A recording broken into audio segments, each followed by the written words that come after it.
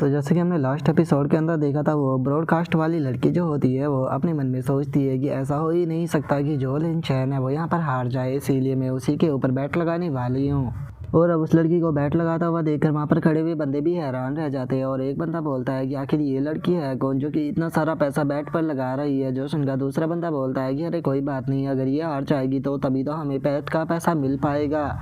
और उन लोगों के इतना बोलते के साथ ही हम देखते हैं कि जो लिन चैन होता है वो उस सीक्रेट रियलम के अंदर आ चुका होता है, जहाँ पर कि हम देखते हैं कि वो सीक्रेट रियलम जो होता है वो बिल्कुल एक सिटी की तरह होता है।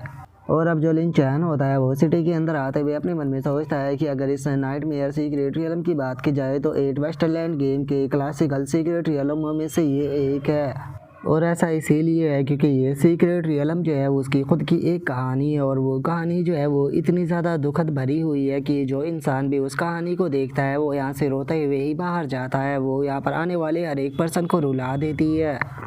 ये स्टोरी जो है वो इतनी ज़्यादा दुख भरी हुई है कि बहुत सारे लोग जो होते हैं वो यहाँ पर जो बॉस है उसे बचाने के लिए कहानी के प्लॉट को ही बदल देते हैं और ख़ुद इस कहानी में फंसकर पागल हो जाते हैं, या फिर वे लोग इस कहानी के अंदर इतने ज़्यादा खो जाते हैं कि जो फाइनल बॉस है वे लोग दुख के मारे फाइनल बॉस के ऊपर अटैक ही नहीं कर पाते, जिस कारण वे हार जाते हैं।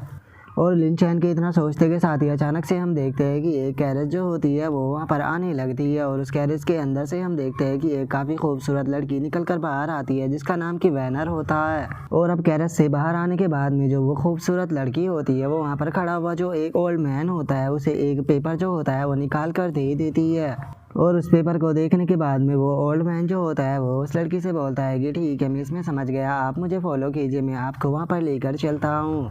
और अब उस ओल्ड मैन की बात को सुनने के बाद में जो वो खूबसूरत लड़की होती है वो भी उस ओल्ड मैन को फॉलो करते हुए उसके पीछे जाने लगती है। और अब उस लड़की की खूबसूरती को देखने के बाद में वहाँ पर खड़े हुए जो लड़के होते हैं वो भी उसे निहारने लगते हैं और एक लड़का बोलता है कि ये तो बिल्कुल भी बुरी नहीं है। जो सुनकर दूसरा लड़का बोलता है कि एक बार जरा पास से तो देखो वो कितनी ज़्यादा खूबसूरत है। और उनके इतना बोलते के साथ ही अब हम देखते हैं कि वो लड़की जो होती है वो उस ओल्ड मैन के पैलेस पर आ जाती है और वहाँ पर आने के बाद में वो उससे बोलती है कि टाउन चीफ मेरी शादी को काफ़ी लंबा टाइम जो है वो हो चुका है लेकिन मैं अभी तक प्रेग्नेंट नहीं हो पाई, लेकिन मैं अपने पति का जो वंश है उसे आगे बढ़ाना चाहती हूँ, लेकिन हमारे पास में अब कोई भी दूसरा रास्ता नहीं है क्योंकि जो मेरा हस्बैंड है वो वॉर के अंदर गया हुआ है, इसीलिए मैं एक बेबी जो है वो लेना चाहती हूँ। और जो मेरा दोस्त था उन्होंने मुझे बताया कि आप छोटे बेबी को सेल करते हो, इसीलिए मैं आपके पास में आई हूँ ताकि आप मुझे एक बेबी जो है वो दे सको, तो क्या आपके पास में बेबी मौजूद है।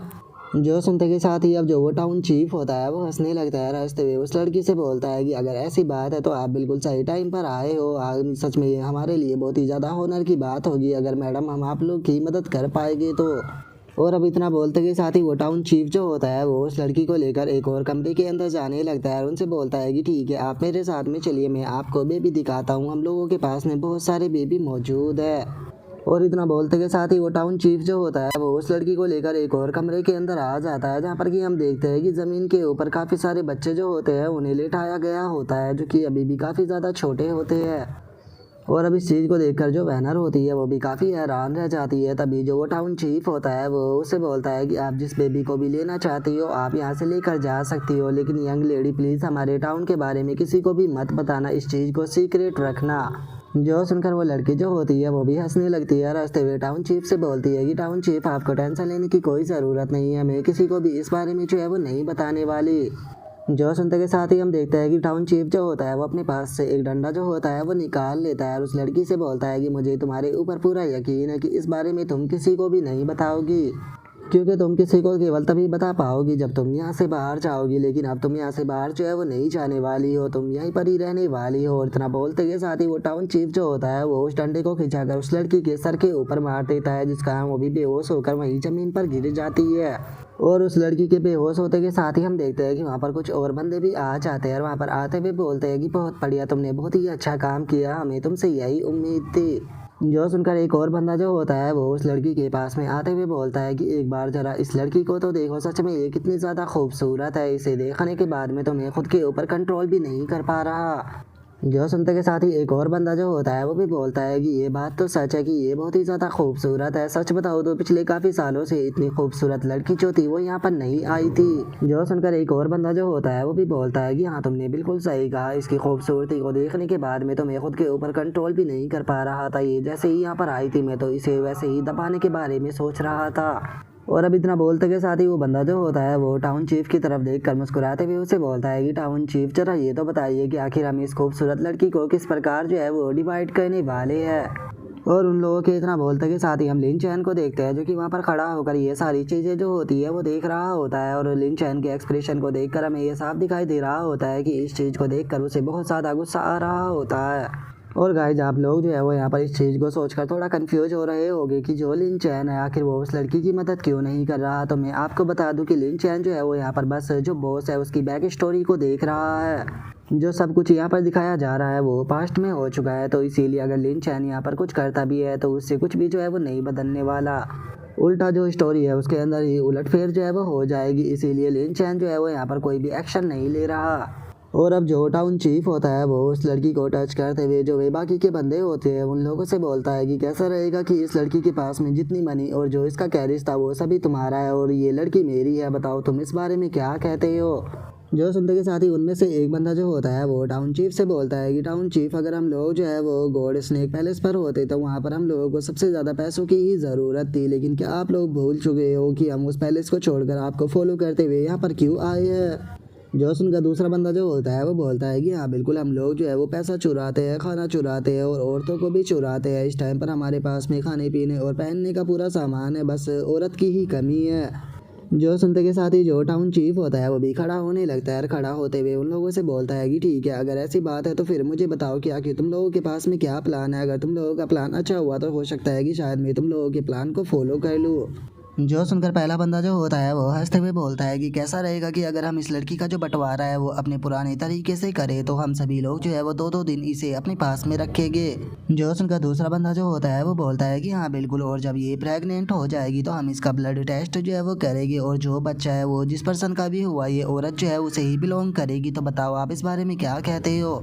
जो सुनते के साथ ही टाउन चीफ जो होता है वो उन लोगों से बोलता है कि ठीक है, मैं तुम्हारे इस रूल को मानने के लिए तैयार हूँ, लेकिन सबसे पहले इसके साथ में यहाँ पर मैं इंजॉय करूँगा और इसे अपने पास में रखूँगा। तो क्या तुम लोगों को इस चीज़ से कोई ऑब्जेक्शन है। जो सुनते के साथ ही वे दोनों जो होते हैं वो भी इस चीज़ के लिए एग्री कर देते हैं और हंसते हुए बोलते हैं कि ठीक है, अगर बॉस ऐसी बात है तो पहले इसके साथ में आप इंजॉय कीजिए, लेकिन याद रखना कि थोड़ा आराम से इंजॉय करना, कहीं ऐसा ना हो कि आप इसके हाथ पैरों को तोड़ दो। जो सुनते के साथ ही अब जो टाउन चीफ होता है वो भी गेट को बंद कर देता है और गेट को बंद करते हुए उन लोगों से बोलता है कि ठीक है, तो फिर 2 दिनों के बाद में मैं इस लड़की को तुम्हारे पास में भेज दूंगा। तो अब 2 दिनों तक आकर कोई भी यहाँ पर मुझे डिस्टर्ब जो है वो ना करे, क्योंकि अगले 2 दिनों तक मैं दिन रात मचे करने वाला हूँ। और अब इतना बोलते के साथ ही वो टाउन चीफ जो होता है वो मुस्कुराते हुए जो वो लड़की होती है उसकी तरफ देखने लगता है और सभी को पता होता है कि अब ये इस लड़की के साथ में 2 दिनों तक क्या करने वाला है। जिसके बाद में अब हम देखते हैं कि धीरे धीरे कर कर इसी तरह से जो टाइम होता है वो वहाँ पर बीतने लगता है, जहाँ पर कि एक एक कर कर सभी लोगों की बारी आ रही होती है। जिसके बाद में अब हम देखते हैं कि वो दिन भी आ जाता है जहाँ पर कि उस लड़की का ब्लड टेस्ट हो रहा होता है। और अब ब्लड टेस्ट के बाद में वहाँ पर खड़ा हुआ एक बंदा जो होता है वो जोर जोर से चिल्लाते हुए हंसने लगता है, हंसते हुए बोलता है कि इसको मैंने प्रेग्नेंट किया है तो इसीलिए ये मेरी हुई, आज से ये मेरी है, आज के बाद में कोई भी इसे टच नहीं करेगा, ये सिर्फ मेरी है। और अब उस बंदे की बात को सुनते के साथ ही वहाँ पर खड़ा हुआ एक और बंदा जो होता है वो गुस्से में बोलता है कि मैंने ये कभी भी नहीं सोचा था कि इसके पेट में जो बच्चा है वो इस एक आंख वाले पर्सन का होगा। जो सुनकर दूसरा बंदा जो होता है वो बोलता है कि इस पर्सन ने तो पहले ही बहुत सारी लड़कियों को मारा हुआ है, पता नहीं आगे ये क्या करेगा।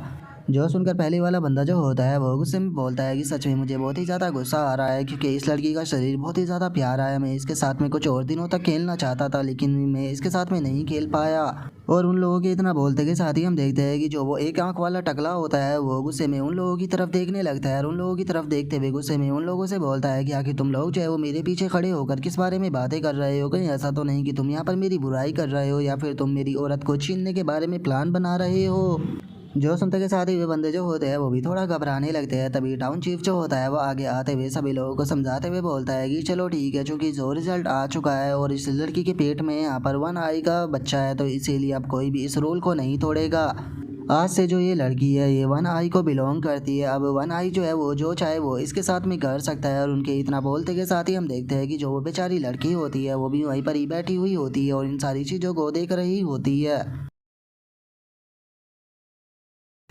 और अब यहीं पर ही हमारा आज का एपिसोड जो है वो भी कंप्लीट हो जाता है। तो नेक्स्ट एपिसोड के अंदर देखिए कि आगे क्या होता है। अगर आप लोगों को वीडियो अच्छी लगी हो तो लाइक करना, चैनल को सब्सक्राइब करना। मैं मिलता हूँ नेक्स्ट एपिसोड के अंदर, तब तक के लिए बाय बाय गाइस।